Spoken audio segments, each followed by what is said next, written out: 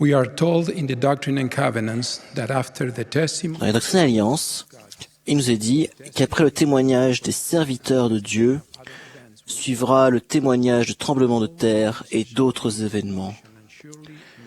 Et tout sera en tumulte, et assurément le cœur des hommes leur manquera, car la crainte s'abattra sur tous les peuples.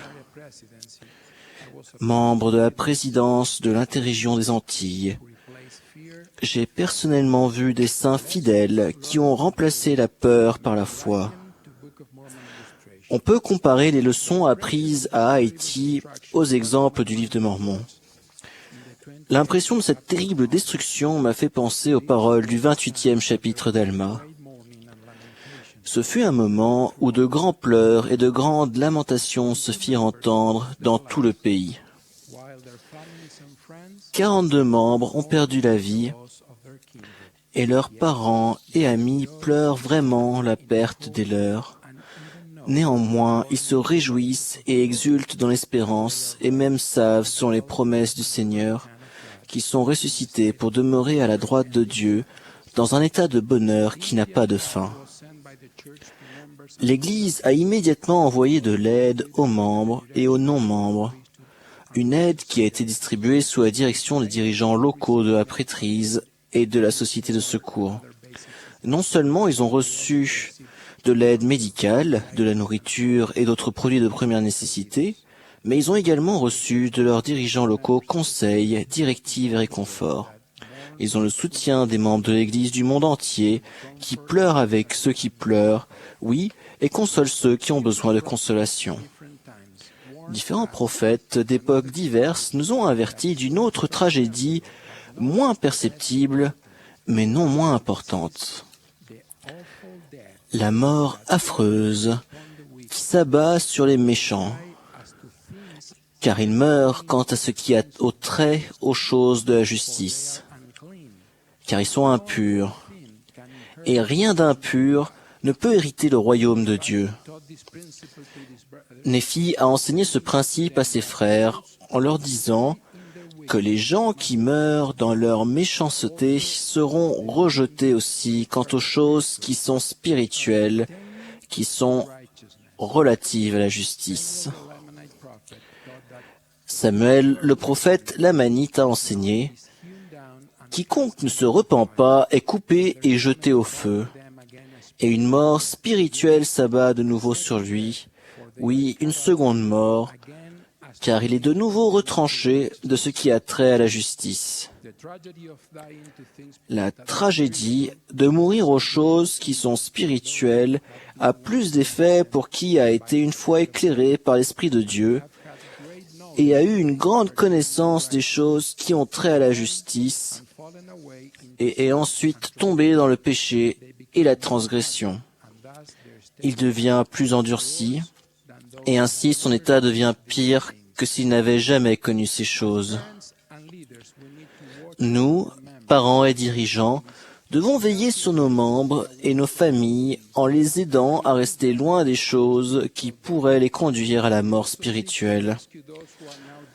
Nous devons aussi sauver ceux qui sont maintenant morts aux choses spirituelles et les aider à naître de nouveau, oui, naître de Dieu, à changer de leur état charnel et déchu à un état de justice, étant rachetés par Dieu, devenant ses fils et ses filles.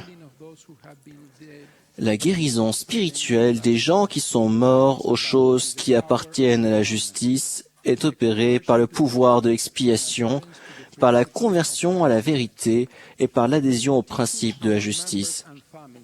Il est essentiel d'enseigner à nos membres et à nos familles les choses qui appartiennent à la justice pour parvenir à une conversion durable, puisque cela peut les amener à obtenir une connaissance correcte des commandements du Seigneur, des principes et de la doctrine de l'Évangile, et des conditions et des ordonnances auxquelles nous devons nous soumettre pour obtenir le salut dans le royaume du Seigneur. Dans les Écritures, de nombreux exemples confirment l'importance d'enseigner les choses qui appartiennent à la justice pour faciliter l'obtention d'une conversion durable. Dans le passage où Amon et ses frères prêchent l'Évangile parmi les Lamanites, nous lisons « Et Amon prêcha au peuple du roi Lamoni, et il arriva qu'il lui enseigna tout ce qui concernait les choses relatives à la justice. » Nous pouvons voir les résultats de la diligence à enseigner toutes les choses relatives à la justice lorsque nous poursuivons la lecture du récit au chapitre 23 et 27, où il est dit « Tous ceux qui crurent ou tous ceux qui furent amenés à la connaissance de la vérité furent convertis au Seigneur et n'apostasièrent jamais. » Quand il établit l'Église, Alma l'Ancien consacra comme prêtre et instructeur des hommes qui veillèrent ainsi sur leur peuple et le nourrirent des choses relatives à la justice.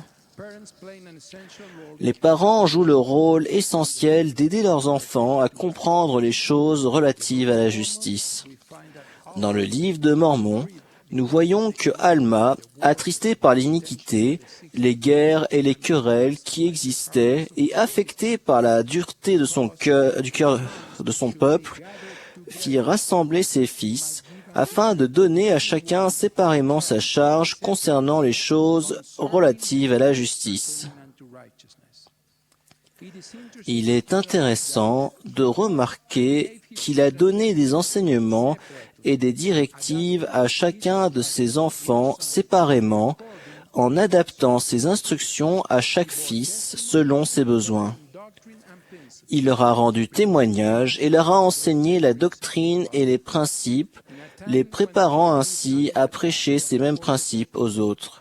À une époque où la famille est assaillie par les forces du mal et où la situation dans laquelle nous vivons n'est guère différente de celle que connaissait Alma, la première présidence et le collège des 12 apôtres ont publié La famille, déclaration au monde, qui affirme que les parents ont le devoir sacré d'élever leurs enfants dans l'amour et la droiture.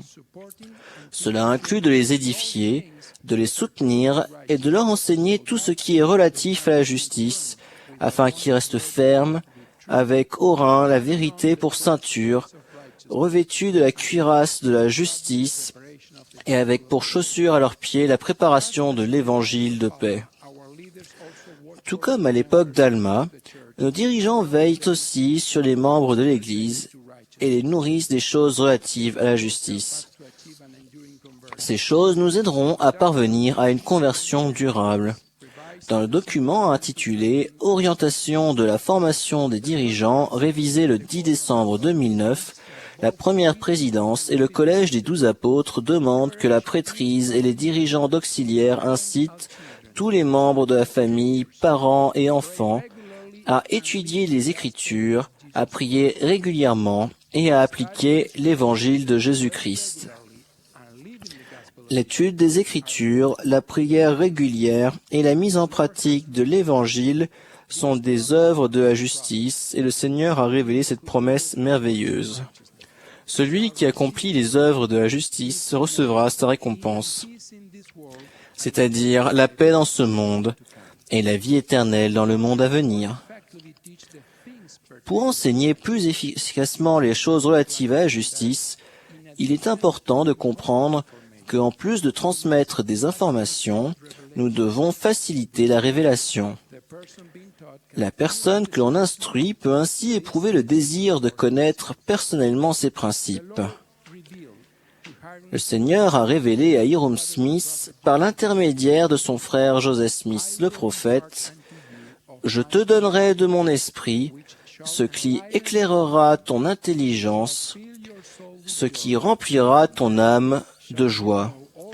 Et alors tu connaîtras toutes les choses que tu désires de moi, qui ont trait aux choses de la justice, croyant avec foi en moi, que tu recevras. » Pour conclure, les Écritures nous avertissent du danger de mourir quant aux choses relatives à la justice et des conséquences graves que cela a pour ceux qui, ayant été éclairés par l'Esprit de Dieu, succombent au péché et à la transgression.